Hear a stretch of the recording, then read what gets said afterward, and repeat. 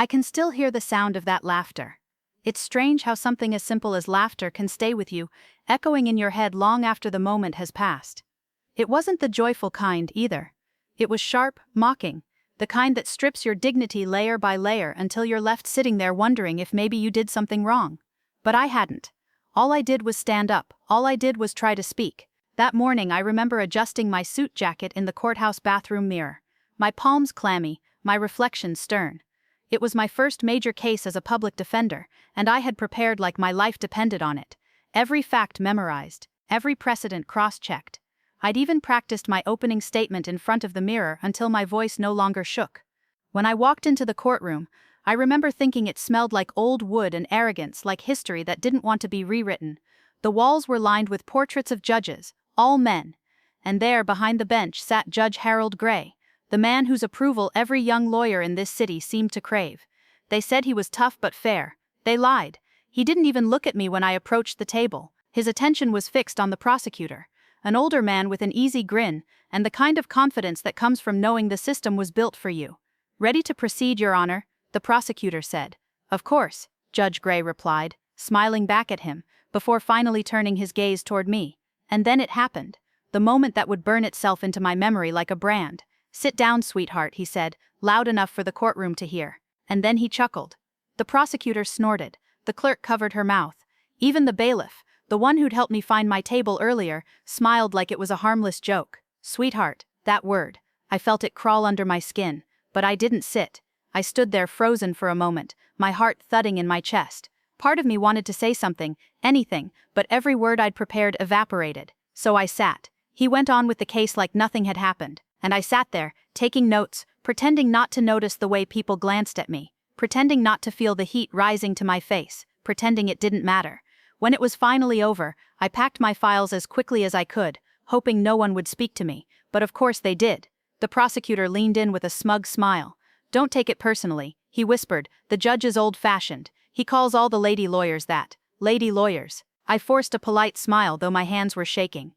When I got outside, I didn't cry. I didn't even breathe for a while. I just stood there on the courthouse steps, looking up at the grand building, the marble columns, the flag swaying in the wind, and I thought, this is what justice looks like to them. That night, I stayed late at the office. Everyone else had gone home, but the city lights bled through the blinds, keeping me company. I sat there, replaying the moment over and over, every syllable, every laugh, until it stopped feeling like a bruise, and started feeling like a dare. Because there's something you should know about me. I don't forget, I don't forgive easily either. I told myself I'd let it go, but I lied. A man like Judge Gray had ruled this city's courts for over 2 decades, and no one had ever questioned him. He sat on that bench like he was the law, untouchable, unshakable, or so he thought. It started small, a few quiet searches in the court archives. I told myself it was just curiosity, but even then I knew better.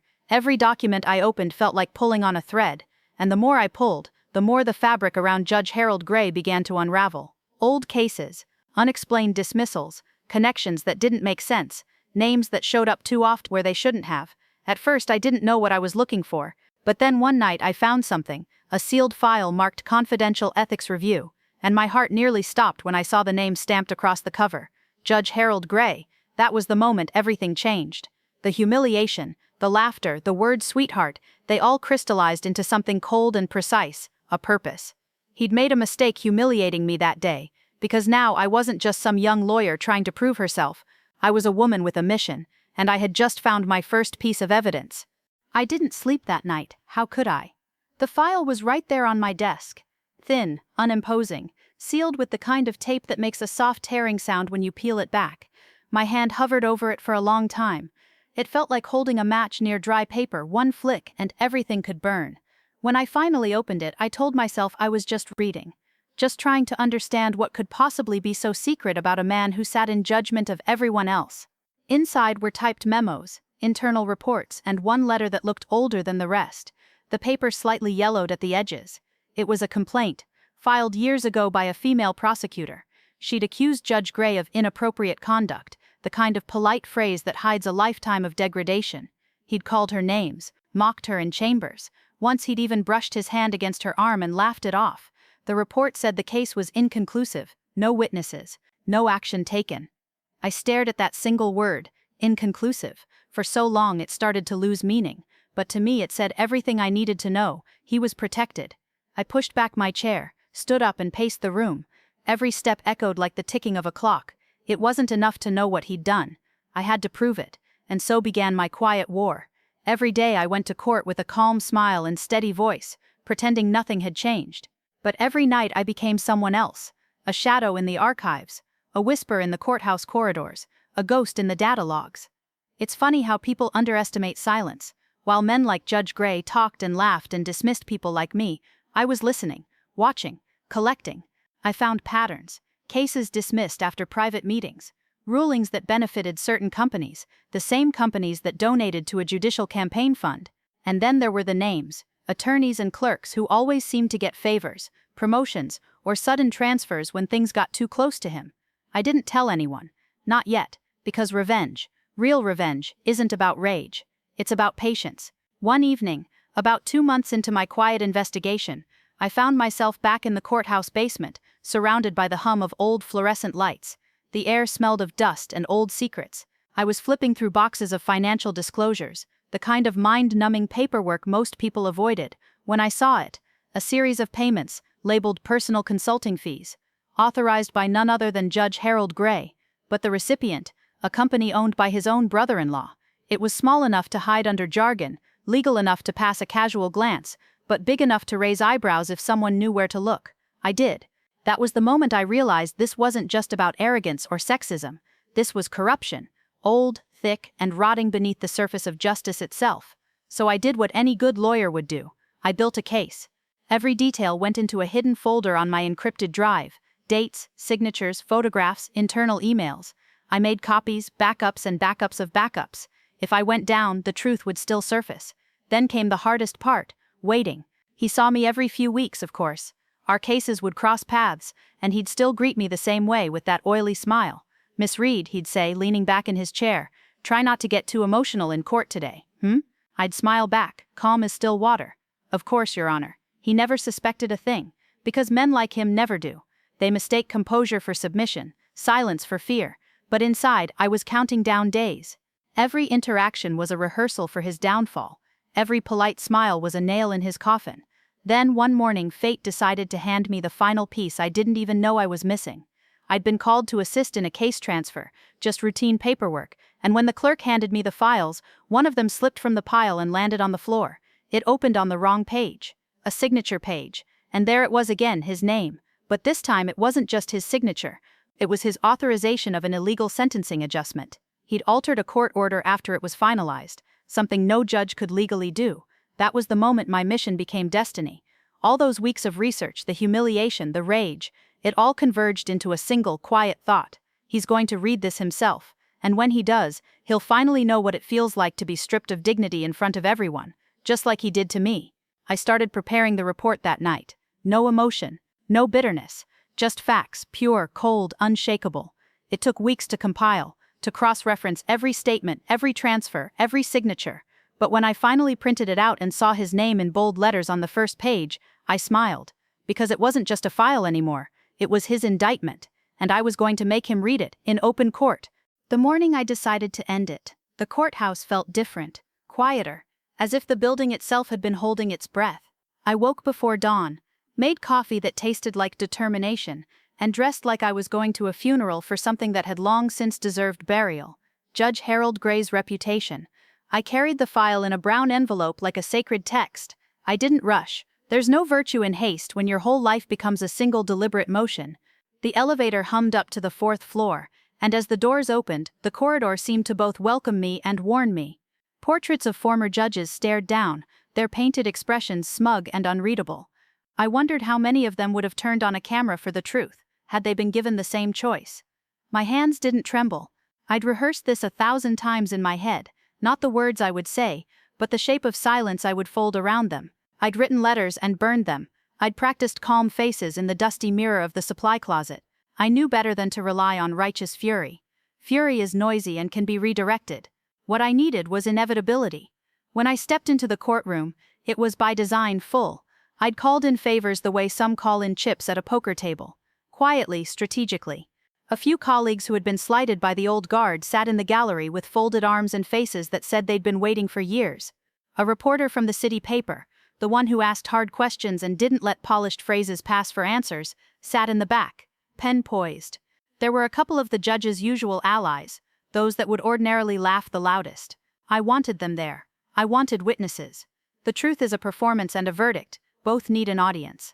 Judge Gray arrived with his usual air of benign superiority, robe falling into place like armor. He took his seat, tapped the gavel, and the room bowed into ritual. He glanced toward me with that half-smile that had once made me small. He was about to do it again. He had no idea. I approached the lectern as if I belonged there, because I did. Years of study, a drawer full of subpoenas, a head full of cases. I had earned every inch of the floor beneath my feet. My voice was quieter than I'd expected, but it carried. It always carries when it's steady. Your Honor, I began. I felt the collective intake of breath as those who remembered the old laughter steadied themselves. He opened his mouth, the cruel, condescending mouth that had said sweetheart like it was a favor. He had the audacity to clear his throat and prepare a retort. I stopped him with nothing more than the tilt of my chin. Before we proceed, I said, and laid the brown envelope on the lectern with a precise, unmistakable sound. There are new filings relevant to this court. There was a murmur. Gray's smile faltered for half a heartbeat. He looked at the envelope, then at me. Miss Reed, is this part of your case? He asked, voice oily with disapproval. No, Your Honor, I said, and then did the thing I'd imagined and rehearsed until it felt scripted by fate. This is part of the public record now. I pulled the top sheet out slowly and placed it where anyone could see. A stark cover page, my name as preparer, the court seal, and then, bold and precise, his name at the top. Judge Harold E. Gray. Allegations and evidence of misconduct and corruption. Even the printer's black ink felt like a kind of justice. I looked at him, cold and steady. The documents you have before you are the result of an independent review, I said. They include financial records, altered orders, witness statements, and internal emails that directly implicate the presiding judge in multiple ethical violations and illegal acts. Laughter began low and skeptical. It would not last. I hit play on the small recorder in my palm, the one the clerk had placed for me under cover, and let the room hear what I had let no one else hear before. A voice, unmistakable, laughing in chambers as a female prosecutor tried to object to a line of questioning, his tone mocking, his words dismissive. The audio was brief. The impact was not. Faces shifted. A woman 2 rows back let out a soft, involuntary sound. The prosecutor's smugness evaporated into a kind of sick surprise. Judge Gray's jaw tightened as he reached for his glasses with hands that suddenly looked older than his years. I could see it, the very human thing beneath the robe. I didn't stop there. I watched the ruler of the courtroom become human-sized, one piece at a time, and that was the cruelest mercy. I methodically presented the evidence, the payments disguised as consulting fees that flowed to a company owned by his brother-in-law, the altered sentencing order with his post hoc signature, the complaint buried in a forgotten ethics review that had been declared inconclusive despite corroborating testimony. I let the facts sit in the air between spoken sentences like heavy stones, and then I let them land. When I read the excerpt from a subpoena-returned bank ledger, the clerk stood and passed copies to the gallery. Someone began whispering, then stopped, struck silent by the gravity of the proof. The reporter's pen scratched faster. A clerk I barely knew looked like she might cry. Gray's face, which had always been a mask, was now an atlas of thin lines and a reddening neck. "You have no right to do this here," he said at last, voice high and unfamiliar. The trappings of power didn't protect him, they only made his indignation look small and theatrical. "This is public information," I answered. "I filed it with the court this morning. The people we serve deserve to know." He swallowed. "You're making accusations without jurisdiction." Accusations. I let the word hang and then stepped forward, and said only what the evidence proved. Not accusations, Your Honor. Allegations supported by documentary evidence, witness statements, and a pattern of conduct that cannot be ignored. There was a tremor in his hand when he reached for the files. His breathing had become quick and shallow. The courtroom that had once roared with him as its king, now watched him as something fragile and fallible. Someone in the back asked softly, "Is that his handwriting?" The prosecutor didn't know which side he was on anymore. I watched him open the file as if he were unwrapping a present meant for someone else, and the page fell across his fingers. His eyes skimmed the first paragraph, the words imprinting onto his face like a brand. At that moment, the man who had been Judge Harold Gray, the man who'd pronounced sentences from the same bench for years, saw himself written not in rulings and robes but in transactions and violations. The shake in his fingers became obvious to everyone. He looked up at me, and for the first time in my life I saw shame. I could have made this theatrical, screamed, thrown the file on the floor, demanded he explain himself in dramatic monologue. But I'd learned the better cruelty. Shame paired with evidence is a far more inexorable fate than the loud theatrics of vengeance. He tried to speak again, then faltered. The court administrator, a woman with a spine like iron, rose and said, quietly but firmly, "Given the material presented, the court will recess until a review can be conducted by the Judicial Oversight Committee." The words landed like a gavel, and the room shifted into motion. Phones lifted, voices whispered, a tiny storm of activity breaking across the courtroom, and then the consequences began to arrive like inevitable weather. Within hours, an investigator from the Oversight Committee appeared. Within a day, the headlines had started to form. Within the week, an emergency hearing was convened. His robe was set aside pending inquiry. The city paper ran the story with my name at the bottom, and strangers on the street said my name like a benediction or a warning. But the best part, the bone-deep satisfaction I had sown through months of quiet labor, wasn't merely that he would be investigated. It was that the system had to answer for protecting him for so long. It was that women who had been told to wait, to be patient, to smile through it, suddenly had a document they could hold up and say, "We were right." And the men who had laughed at my first hearing now looked small and culpable in the center of a gavel-less room. He faced professional consequences that felt like a carved-out justice. The Oversight Committee recommended suspension pending full investigation. Criminal charges for altering court documents were filed. A formal inquiry into judicial misconduct was opened. There were apologies that read like exercises in legal necessity, and resignations that read like conceding chess moves. The brother-in-law's consulting firm was audited. Promoted clerks who had sustained his selfish empire were reassessed. I watched it all unfold with a kind of quiet astonishment. Justice, when pursued with patience and evidence, can be messy and slow and imperfect, but it can also be inevitable. I had given him the one thing he had given me for years: exposure. After the hearings, people wanted to talk to me, to shake my hand, to know how I had done it. Some wanted to praise me, others wanted nothing to do with the fallout. I answered the same way I had always answered in court, with measured words and a steady gaze. "I did what was necessary," I said. "I did my job." There were nights when I sat alone and thought about how thin the line is between law and lawlessness, how easy it is for a man in a robe to think he's above the rules that bind everyone else. I thought about the woman who'd filed the first complaint years ago and watched the way the world stalled in front of her. I thought about her courage and how her small lonely paper had been the ember I fanned until it became a flame that burned through pretense.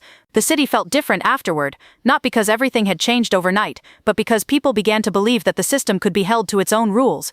That belief is dangerous and beautiful. It comforts the vulnerable and terrifies the corrupt. Judge Gray's downfall didn't feel triumphant in a cartoonish way. No spontaneous confessions, no dramatic courtroom collapse.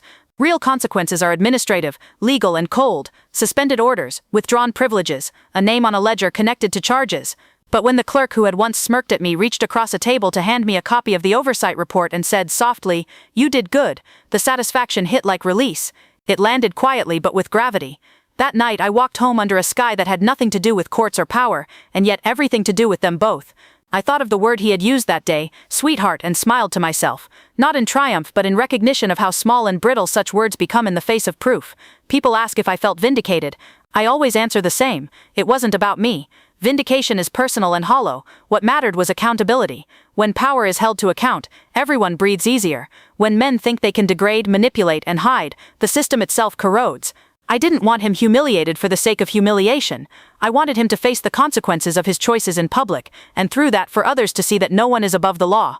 Years from now, I imagine law students will still read his name and ask, "Wasn't he the judge who?" And someone will say yes, but he was also held to account. That will be my quiet legacy, if anything at all is, not the thrill of revenge, but the slow, stubborn reweaving of an idea, that justice is supposed to be for everyone, and that when it fails, someone must be the one to gather the evidence and force it back toward right. I had come into that courtroom as a woman who'd been mocked and scolded, and I left it as a woman who had made the law look itself in the eye. The laughter that once followed me no longer mattered. What mattered was that when I handed him the file and told him to read, the room listened, and in listening, the city finally began to reckon.